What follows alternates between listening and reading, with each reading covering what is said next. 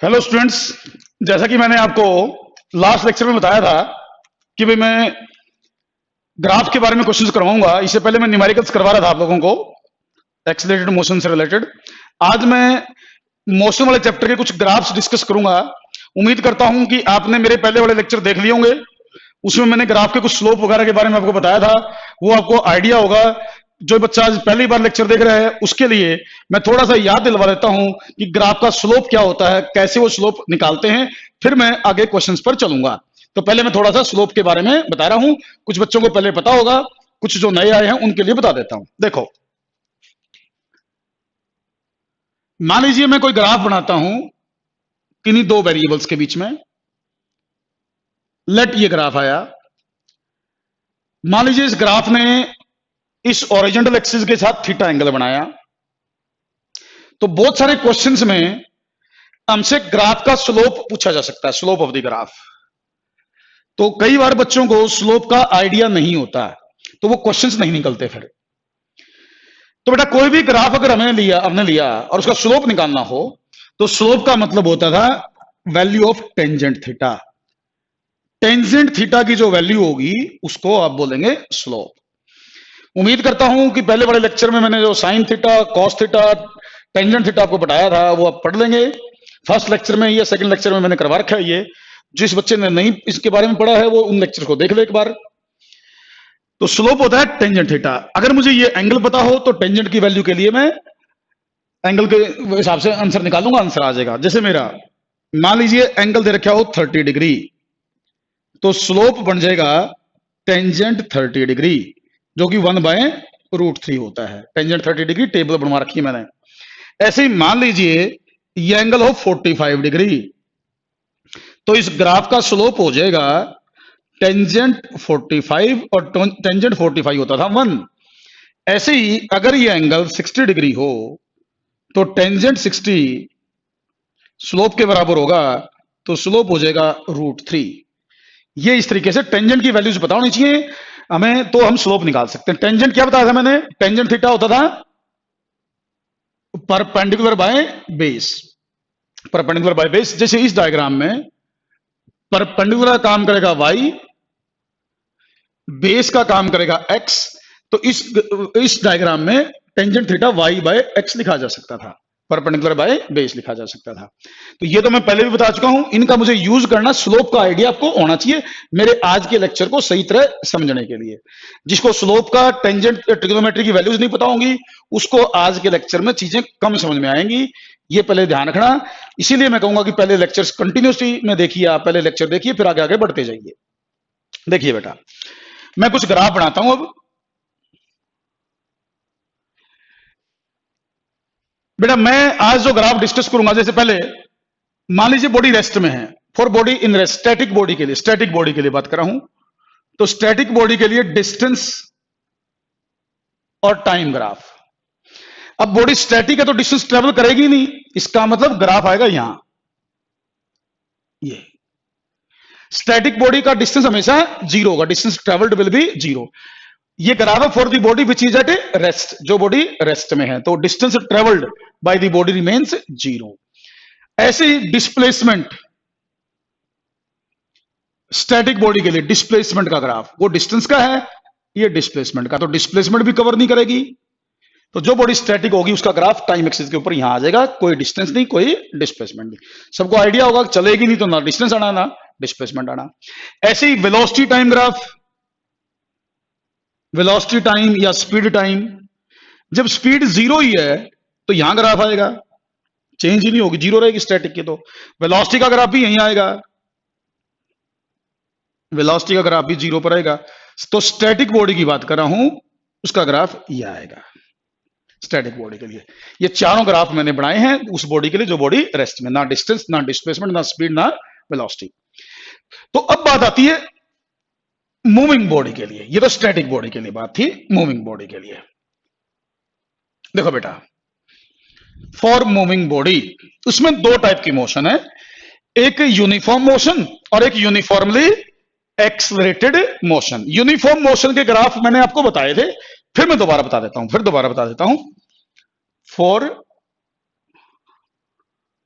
Uniform motion, जिस बच्चे ने पहले लेक्चर ना देखे उसके लिए यूनिफॉर्म मोशन के लिए। यूनिफॉर्म मोशन का मतलब था वेलोसिटी कांस्टेंट। यूनिफॉर्म मोशन का मतलब वेलोसिटी कांस्टेंट। और बेटा अगर वेलोसिटी कांस्टेंट है तो डिस्प्लेसमेंट आया था v इंटू टी। डिस्प्लेसमेंट और डिस्टेंस दोनों इससे निकल जाएंगे v इंटू टी से। तो बेटा अगर यूनिफॉर्म वेलोसिटी का ग्राफ, यूनिफॉर्म मोशन का केस लें तो हम ग्राफ बनाएं डिस्प्लेसमेंट और टाइम का, डिस्प्लेसमेंट और टाइम का ग्राफ यूनिफॉर्म मोशन के लिए। तो बेटा s प्रोपोर्शनल टू t है, s प्रोपोर्शनल टू t, तो स्ट्रेट लाइन ग्राफ आएगा। तो स्ट्रेट लाइन ग्राफ आएगा यूं इंक्रीजिंग, ये ग्राफ आएगा, क्योंकि एक चीज टाइम बढ़ेगा तो डिस्प्लेसमेंट भी इंक्रीज करेगा। तो t बढ़ रहा है, डिस्प्लेसमेंट भी इंक्रीज कर रहा है।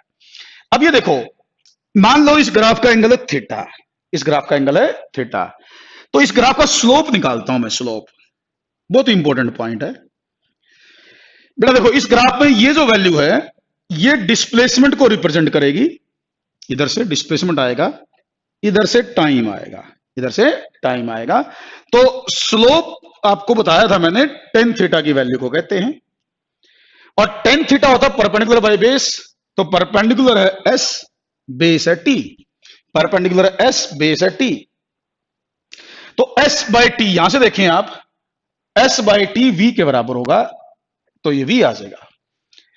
तो इसका मतलब क्या हुआ, इसे पता क्या चला, अपने काम की बात क्या, कंक्लूजन क्या निकला यहां से? कंक्लूजन ये निकला कि भाई जो डिस्प्लेसमेंट टाइम ग्राफ होता है, जो डिस्प्लेसमेंट टाइम ग्राफ होता है, उस ग्राफ का स्लोप वेलोसिटी के बराबर होता है।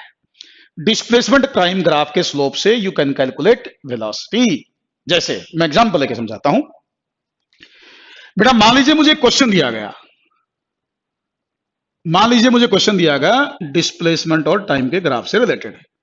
ये ग्राफ दे दिया भाई, मैं ये मान लेता हूं let this angle is 30 degree, ये एंगल 30 डिग्री है, और मेरे से इसने पूछा भाई इस ग्राफ का यूज करें एंड फाइंड वेलोसिटी, वेलोसिटी बताएं। तो बेटा मैंने कहा भी स्लोप इसका निकाल लें, स्लोप वेलोसिटी के बराबर होगा। अभी यहां से प्रूव किया आपने, tangent theta S by T और एस बाई टी वी होता है, एस बाई टी वी होता है, तो स्लोप वी के बराबर है। तो यहां स्लोप का मतलब टेंजेंट 30, तो टेंजेंट 30 आपको पता है 1/√3 होता है, तो 1/√3 मीटर पर सेकंड। तो वेलोसिटी की वैल्यू ये आ गई अपने पास। इस तरीके से इसका यूज है फिजिक्स में स्लोप का, बहुत इंपॉर्टेंट है, बहुत ही इंपॉर्टेंट पॉइंट है। अब जिस बच्चे को नहीं पता, मैं कह रहा हूं, फिर कह रहा हूं मैं, मेरा दूसरा या तीसरा लेक्चर देखना, उसमें मैंने सारा समझा रखा है स्लोप के बारे में, तो वो देख लेना दूसरा तीसरा लेक्चर, वहां पता चल जाएगा। और एग्जांपल लेता हूं बेटा, मान लीजिए आपको डिस्प्लेसमेंट टाइम ग्राफ के दो ग्राफ दिए गए, डिस्प्लेसमेंट टाइम के, एक ग्राफ ये दिया गया, एक ग्राफ ये दिया गया। मान लो दो अलग अलग बॉडीज के लिए ग्राफ है, ये ए बॉडी के लिए है, ये बी बॉडी के लिए है। मान लीजिए इस ग्राफ का एंगल 30 डिग्री है, लेट इस ग्राफ का एंगल 45 डिग्री है। आपसे यह पूछा गया कि भी दोनों जो बॉडीज हैं, एक ए बॉडी मान लो, एक बी बॉडी मान लो, दोनों के लिए ये डिस्प्लेसमेंट टाइम ग्राफ है। इसने हमसे पूछा कि भाई इस ग्राफ से इन दोनों बॉडीज की वेलोसिटी की रेशियो बता दें, इन दोनों बॉडीज की वेलोसिटी की रेशियो बता दें। तो बेटा बिल्कुल बता देंगे, क्या बड़ी बात है। अगर मुझे यह पता है कि भी ग्राफ के स्लोप से वेलोसिटी निकाल सकता हूं तो रेशियो भी आ जाएगी। देखो फर्स्ट की वेलोसिटी क्या है, टेंजेंट 30, ए की रेशियो वेलोसिटी टेंजेंट 30, बी की वेलोसिटी टेंजेंट 45, स्लोप के बराबर लिखना है मुझे। ये 1/√3 होता है, ये 1 होता है, तो यहां से रेशियो क्या आई बेटे, velocity of A by velocity of B 1/√3 आई, क्या आई 1/√3, ये बड़ी रेशियो। इस तरीके से क्वेश्चन बताया जा सकता है, आसान है, बट कंसेप्ट ध्यान रख लो कि डिस्प्लेसमेंट टाइम ग्राफ का स्लोप वेलोसिटी को रिप्रेजेंट करेगा, डिस्प्लेसमेंट टाइम ग्राफ का स्लोप वेलोसिटी को रिप्रेजेंट करेगा या वेलोसिटी के बराबर होगा। और स्लोप किसे कहते हैं यह भी ध्यान कर लो, स्लोप टेंजेंट थीटा की वैल्यू को कहते हैं, स्लोप टेंजेंट थीटा की वैल्यू को कहते हैं। जो भी टेंजेंट थीटा की वैल्यू आएगी उसी को हम स्लोप बोल देंगे। अच्छा ये तो है डिस्प्लेसमेंट टाइम। ऐसे ही अगर डिस्टेंस टाइम हो ना, distance time, distance time, distance time, distance time जो ग्राफ होगा, देखो इसमें S is equal to V T distance भी होगा ना यूनिफॉर्म मोशन में। तो यूनिफॉर्म मोशन में तो डिस्टेंस और डिस्प्लेसमेंट इक्वल होंगे, क्योंकि बॉडी सेम डायरेक्शन में चलती जाएगी स्ट्रेट लाइन में, तभी यूनिफॉर्म मोशन बनेगी। तो सेम ग्राफ इसका भी आएगा, ऐसा ही ग्राफ आएगा। और इसका जो स्लोप होगा अगर वो मैं निकालूं तो ये होगा एस, ये होगा टी। तो बेटा इसका जो स्लोप बनेगा वो बनेगा tan theta S by T, but इसमें एस है डिस्टेंस, एस क्या है इसमें डिस्टेंस, तो इसको बोलूंगा मैं स्पीड के बराबर। क्या बोलूंगा इसको मैं? स्पीड के बराबर। तो डिस्टेंस टाइम वाले ग्राफ का स्लोप स्पीड को रिप्रेजेंट करेगा, डिस्प्लेसमेंट टाइम वाले का वेलोसिटी को रिप्रेजेंट करेगा, डिस्टेंस टाइम वाले का स्पीड को रिप्रेजेंट करेगा। तो ये मैंने ग्राफ बनाए दो, उम्मीद करता हूं दोनों आपको समझ में आए। यूनिफॉर्म मोशन को मैं डिस्कस कर रहा हूं, डिस्प्लेसमेंट टाइम डिस्टेंस टाइम मैंने ग्राफ बनाए हैं। तो देखो बेटा इसी ग्राफ, इसी केस में मैं वेलोसिटी टाइम ग्राफ बनाता हूं, velocity time graph, velocity time, velocity time uniform motion की मैं बात कर रहा हूं। बेटा यूनिफॉर्म मोशन में वेलोसिटी टाइम ग्राफ यूं आएगा, parallel to time axis, parallel to time axis. Parallel to time axis क्यों आएगा? क्योंकि वेलोसिटी कांस्टेंट है, वेलोसिटी कांस्टेंट है। तो ये वेलोसिटी कांस्टेंट है।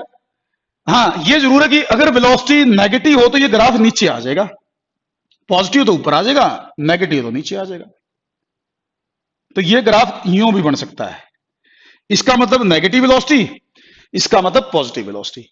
पॉजिटिव वेलोसिटी होगी तो ऊपर, नेगेटिव वेलोसिटी होगी तो नीचे। अच्छा देखो मैंने ये बताया था आप लोगों को, जैसे ये ओ ए बी सी, ये टाइम टी, ये टाइम टी, ये वेलोसिटी वी। याद करो मैंने आपको एक चीज बता रखी है कि वेलोसिटी टाइम ग्राफ के अंडर ये जो एरिया आता है, ये जो एरिया है ये किसके बराबर था? ये एरिया डिस्प्लेसमेंट के बराबर था, area of O A B C. मैंने निकलवाया था, यहां लिख भी देता हूं, दोबारा भी लिख देता हूं, कुछ बच्चे नए हों तो हो सकता है।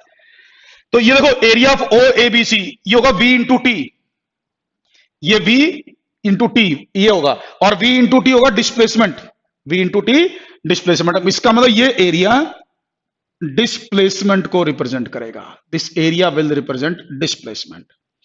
तो वेलोसिटी टाइम ग्राफ के अंडर जो एरिया आता है वो डिस्प्लेसमेंट के बराबर होता है।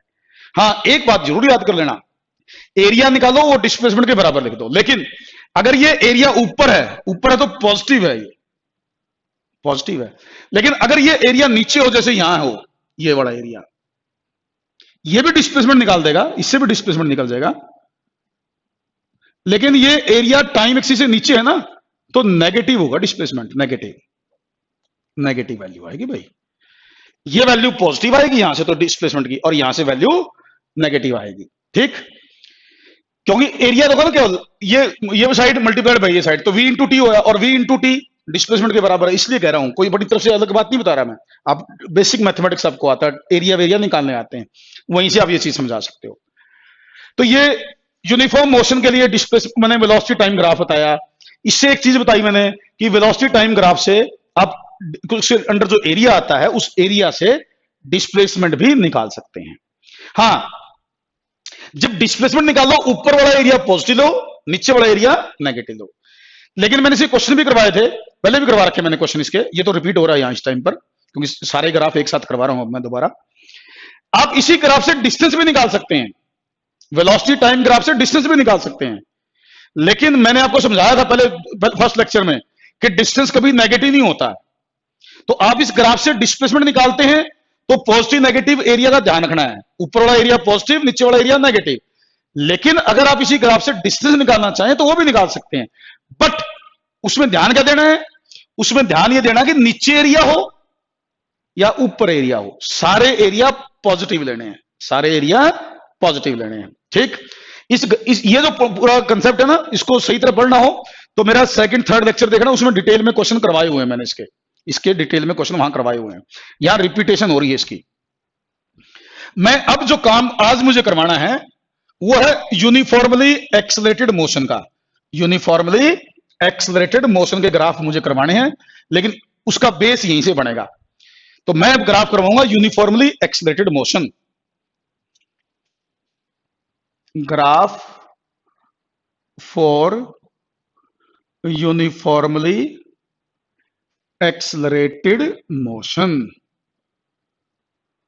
यूनिफॉर्मली एक्सलरेटेड मोशन के लिए मैं ग्राफ डिस्कस करूंगा भाई। What is the meaning of uniformly accelerated motion? मतलब एक्सलेरेशन कांस्टेंट हो, एक्सलेरेशन कांस्टेंट हो। तो बेटा जैसे इक्वेशन है v is equal to U plus A T, ये इक्वेशन है हमारी एक। पहले मैं इसके ग्राफ की बात करता हूं इस इक्वेशन के बेस पर। बेटा इसमें देखो वेरिएबल है टाइम और v। वेरिएबल कौन है? टाइम और v। v और t दो वेरिएबल हैं। तो ग्राफ बनेगा वेलोसिटी और टाइम का। इसमें u और a ये कांस्टेंट का काम कर रहे हैं, u और a कांस्टेंट का काम कर रहे हैं।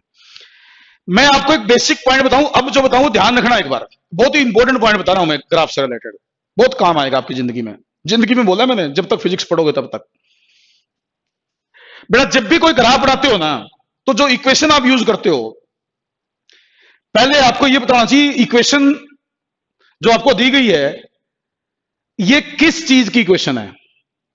चीज से मेरा मतलब है ये सर्कल की इक्वेशन है, या ये स्ट्रेट लाइन की इक्वेशन है, या एलिप्स की इक्वेशन है, या किसी और चीज की इक्वेशन है। उसकी पहचान होगी तो ग्राफ समझ में आएंगे आपको। अगर आपको इक्वेशन की पहचान नहीं होगी तो ग्राफ समझ में नहीं आएंगे आपको। फिर आपको ग्राफ याद करने पड़ेंगे, और ग्राफ कभी याद नहीं हो सकते फिजिक्स में, क्योंकि सैकड़ों ग्राफ होते हैं, सारे ग्राफ याद नहीं हो सकते, तो ग्राफ भी समझने पड़ते हैं। ग्राफ समझने का बेसिक सा तरीका है इक्वेशन को समझना। अगर आप इक्वेशन समझ लेते हैं तो ग्राफ अपने आप समझ में आएगा। तो वह मैं वो पॉइंट बताना जा रहा हूं आपको जो आपको आना चाहिए 9th लेवल पर, जो आमतौर पर बच्चों को पता ही नहीं होता, और इसलिए बच्चे ग्राफ से डरते हैं। मैं आपका डर निकाल दूंगा ग्राफ का, अगर मेरी बात अगली 2 मिनट ध्यान से सुन ली तो। ग्राफ में दिक्कत नहीं आएगा जिंदगी में। देखो बेटा एक इक्वेशन होती है equation of straight line. Equation of straight line, equation of straight line एक इक्वेशन होती है, वो होती है y is equal to plus minus C plus minus M X. This is the equation of straight line. y is equal to plus minus C plus minus M X, ये equation of straight line है। इसमें variable है y और x, y और x इसमें variable है। c और m constants हैं, c और m कांस्टेंट्स हैं। इनकी वैल्यू पॉजिटिव नेगेटिव कुछ भी हो सकती है, c और m की पॉजिटिव भी हो सकती है, नेगेटिव भी हो सकती है, इसलिए मैंने दोनों लिखे प्लस और माइनस। तो बेटा ये जो मैंने लिखा है ये इक्वेशन ऑफ स्ट्रेट लाइन है। अब बच्चे के दिमाग में आएगा जी स्ट्रेट लाइन की इक्वेशन हमें आगे याद रहे, उसकी पहचान क्या है, कैसे हमें याद रहे कि भाई हम देखते ही बता देंगे इक्वेशन स्ट्रेट लाइन की है। बिल्कुल आसान है। क्या है उसमें? देखो जो भी दो वेरिएबल होंगे स्ट्रेट लाइन की इक्वेशन में, जैसे इसमें y और x दो वेरिएबल हैं, तो स्ट्रेट लाइन की इक्वेशन की पहचान ये है कि इक्वेशन में जो भी वेरिएबल्स है ना, लेफ्ट और राइट में जो भी वेरिएबल आपके हैं, उन दोनों वेरिएबल्स की पावर 1 होनी चाहिए। अगर इक्वेशन स्ट्रेट लाइन की है तो जैसे y की पावर 1 है तो x की पावर भी 1 होनी चाहिए। ये इक्वेशन ऑफ स्ट्रेट लाइन की पहचान है। ना तो 1 से कम होनी चाहिए, ना 1 से ज्यादा होनी चाहिए, और प्लस 1 होनी चाहिए, इसकी भी 1 और इसकी भी पावर 1 होनी चाहिए। अगर ऐसा है तो इसका मतलब वो इक्वेशन स्ट्रेट लाइन की है। देखते ही पता चल जाएगा आपको इक्वेशन स्ट्रेट लाइन की है या नहीं है। पावर देख लो बस x और y की। x और y से मेरा मतलब दोनों वेरिएबल, क्योंकि हमेशा वेरिएबल के नाम x और y कोई जरूरी नहीं, कोई भी नाम हो, बट जो भी दो वेरिएबल हैं उनकी दोनों साइड वाले वेरिएबल्स की पावर 1 होनी चाहिए। ना 1 से ज्यादा होनी चाहिए, ना 1 से कम होनी चाहिए, दोनों की 1 होनी चाहिए। जैसे इसमें है y और x की, तो इसका मतलब ये इक्वेशन स्ट्रेट लाइन की है। मैं एक एग्जांपल ले लूं, जैसे मान लीजिए मैं लिखा y is equal to 10 plus 3x, यूं लिख दिया, c की जगह 10 लिख दिया, m की जगह 3 लिख दिया। अब y की पावर भी 1 है, x की पावर भी 1 है। इसका मतलब ये जो इक्वेशन है ये स्ट्रेट लाइन की इक्वेशन है। इसका मतलब ये इक्वेशन है स्ट्रेट लाइन की इक्वेशन है। देखते ही पता मुझे, क्योंकि y और x दोनों की पावर 1 है। तो कोई मेरे से पूछेगा ना ये किस चीज की इक्वेशन है, तो मैं कहूंगा भाई ये इक्वेशन तो स्ट्रेट लाइन की है। कोई पूछेगा आपको कैसे पता स्ट्रेट लाइन की है, मैं कहूंगा कि x और y दोनों की पावर 1 है, और यही पहचान होती है स्ट्रेट लाइन की इक्वेशन की। तो बच्चा सोचेगा हाँ जी बिल्कुल सही, इसका मतलब याद रह जाएगा उसको। देखो जैसे इसको कंपेयर करो, अब ये एग्जांपल यहां ले आओ, v is equal to U plus A T, देख लो ये एग्जांपल यहां ले आओ। इसमें एक वेरिएबल v, एक वेरिएबल t, एक वेरिएबल t है, एक वेरिएबल v है। आप खुद देखो दोनों की पावर क्या है, v और t की पावर 1 है, v की पावर भी 1 है, t की पावर भी 1 है। इसका मतलब क्या हुआ, इसका मतलब यह होगा कि ये इक्वेशन स्ट्रेट लाइन की है। v और t में जो इक्वेशन बनाई हुई है आपने, इसका मतलब ये इक्वेशन स्ट्रेट लाइन की है। और अगर इक्वेशन स्ट्रेट लाइन की होगी ना, इसका मतलब ग्राफ स्ट्रेट लाइन आएगा। अगर इक्वेशन स्ट्रेट लाइन की होगी तो ग्राफ स्ट्रेट लाइन आएगा। तो इसका मतलब मुझे पता चल गया कि अगर मेरी इक्वेशन स्ट्रेट लाइन की है तो ग्राफ स्ट्रेट लाइन का आएगा। इक्वेशन की पहचान होते ही पता चल जाएगा कि ग्राफ कैसा आएगा। तो अब मैं इसका ग्राफ बनाना चाहता था, इसका ग्राफ बनाना चाहता था। बेटा मैं एग्जांपल लेता हूं, लेट u 0 है, u 0 है, a पॉजिटिव एंड कांस्टेंट है। अगर मैं u 0 भर दूंगा तो v बनी a इंटू टी, v क्या बना a इंटू टी, t की पावर 1, v की पावर 1, तो दोनों की पावर 1 स्ट्रेट लाइन इक्वेशन आएगी। तो देखो अगर t 0 है तो v भी 0 आएगा, अगर t 0 है at t is equal to 0 तो v इज आल्सो 0। पुट करके देख लो, पुट करके देख लो, तो ग्राफ यहां से स्टार्ट होगा। अगर t 0 तो v भी 0, तो ग्राफ ओरिजिन से स्टार्ट होगा, क्योंकि शुरू में दोनों 0 हैं इस एग्जांपल में। इस एग्जांपल में हमेशा हो ऐसा कोई जरूरी नहीं है। उसके बाद देखो अगर टाइम बढ़ेगा, टाइम बढ़ेगा तो v भी बढ़ेगा, टाइम बढ़ेगा v बढ़ेगा, और स्ट्रेट लाइन तो ग्राफ आना ही है। स्ट्रेट लाइन क्यों आना है, क्योंकि इक्वेशन आपने खुद बताया मेरे को स्ट्रेट लाइन की है, v और t की पावर 1 है तो स्ट्रेट लाइन है। तो v टाइम बढ़ेगा, v भी बढ़ेगा, और ग्राफ आएगा स्ट्रेट लाइन। तो मैं कैसा ग्राफ बनाऊंगा, यूं ग्राफ बना दूंगा। मेरे ख्याल से तो समझ में आना चाहिए v और t का ग्राफ, कि स्ट्रेट लाइन ग्राफ आएगा, टाइम इंक्रीज कर रहा है, v भी इंक्रीज कर रहा है, t 0 है तो v भी 0, तो ओरिजिन से स्टार्ट हुआ और ऊपर की तरफ मैंने इंक्रीज कर दिया। ये v और t का ग्राफ है। उम्मीद करता हूं समझ में आएगा। स्ट्रेट लाइन क्यों बनाया, मेन बात ये है, स्ट्रेट लाइन इसलिए बनाया क्योंकि ये इक्वेशन स्ट्रेट लाइन की थी, क्योंकि v और t दोनों की पावर 1 थी। दोनों की पावर 1 होंगी तो इक्वेशन स्ट्रेट लाइन की ही होगी। आई बात समझ में। और मैं लेता हूं एग्जांपल, जैसे v is equal to U plus A T. मान लीजिए u है पॉजिटिव, u है पॉजिटिव, गिवन होंगे ये सब चीजें, क्वेश्चन में गिवन होती हैं, उसी के अकॉर्डिंग ग्राफ बनाते हैं। a है positive and constant, a positive and constant. अब बताओ अगर मैं t 0 ले लेता हूं, t 0 ले लेता हूं इस इक्वेशन में, तो v की वैल्यू क्या हुई, u, v की वैल्यू u।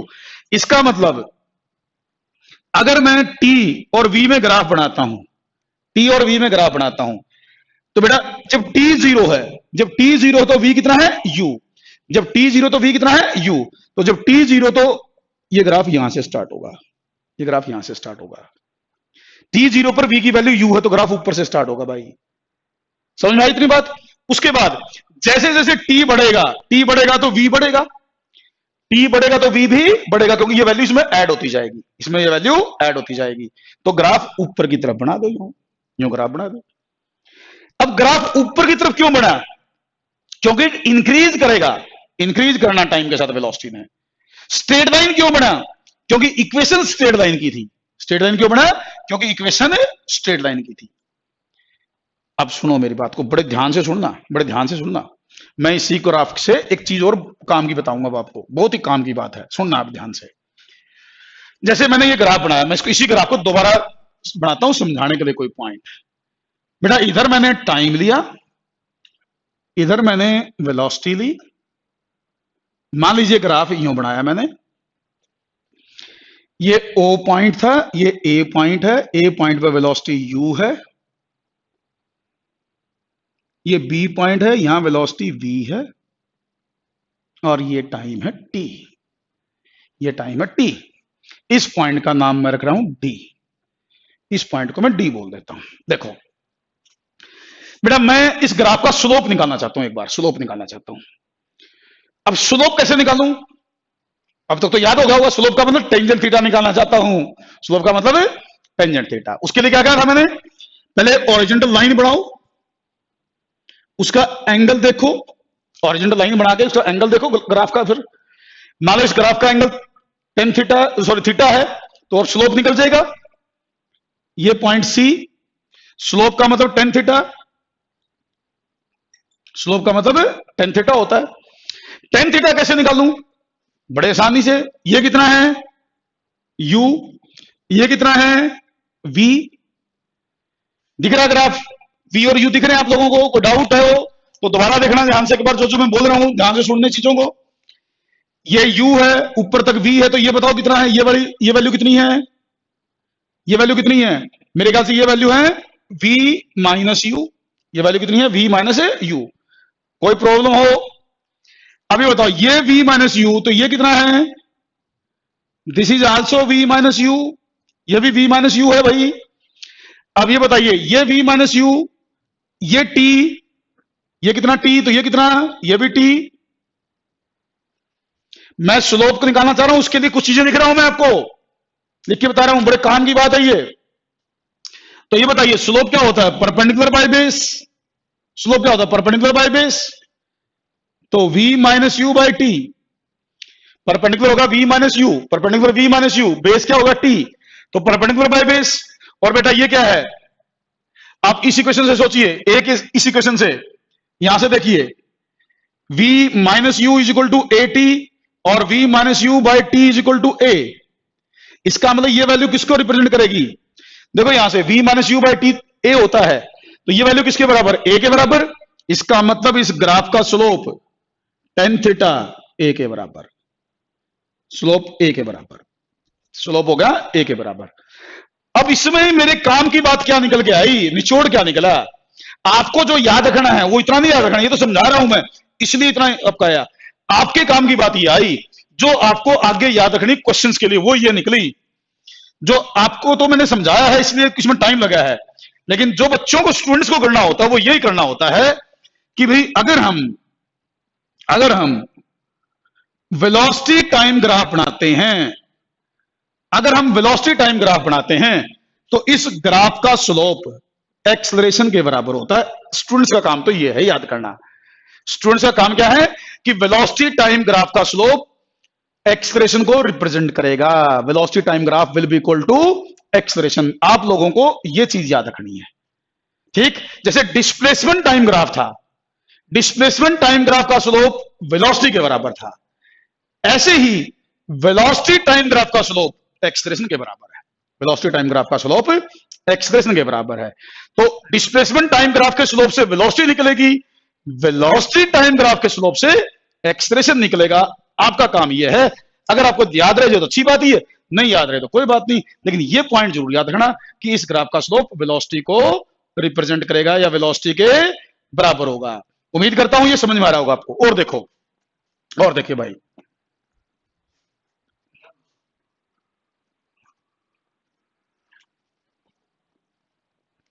देखो भाई,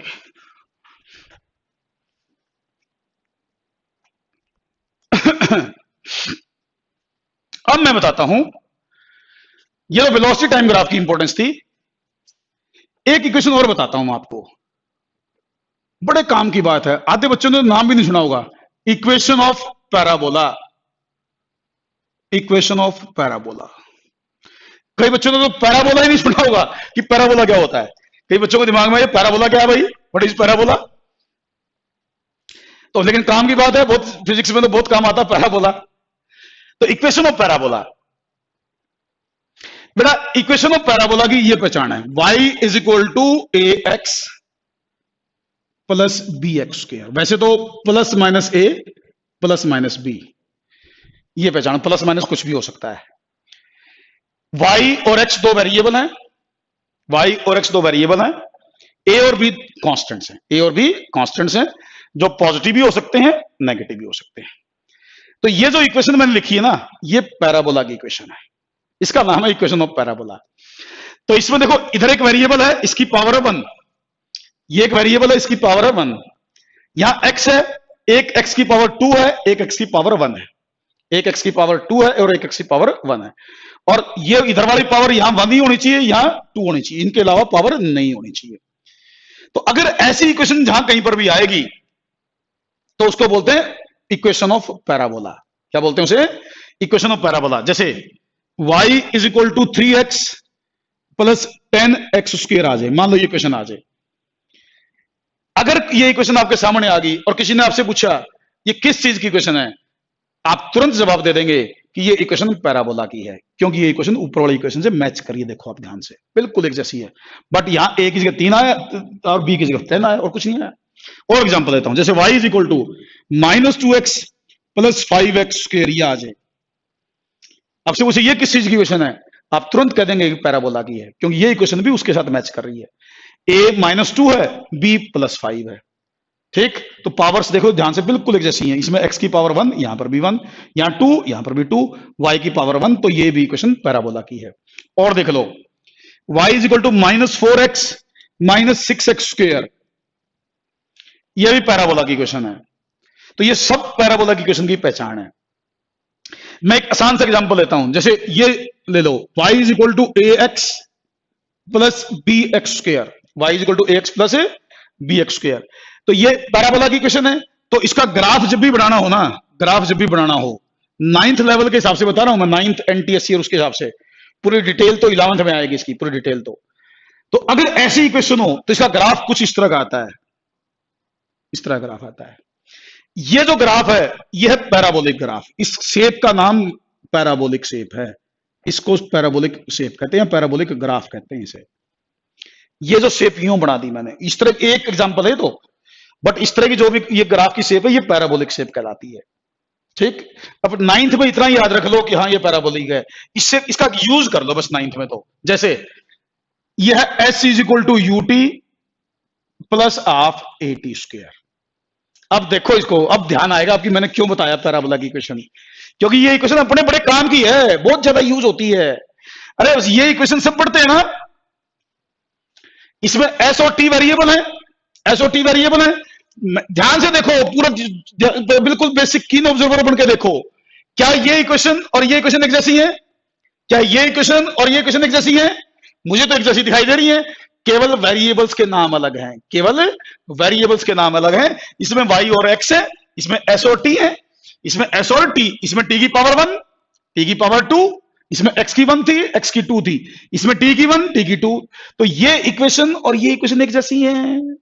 तो बेटा आपको कोई बोले कि भाई ये इक्वेशन है, इसका यूज करके डिस्प्लेसमेंट और टाइम का ग्राफ बनाइए, इसका यूज करके डिस्प्लेसमेंट और टाइम का ग्राफ बनाइए, तो मैं उम्मीद करता हूं कि सारे बच्चे तुरंत बना देंगे, सब बच्चे जवाब देंगे कि इस ग्राफ, इसके बेस पर ग्राफ आएगा पैराबोलिक।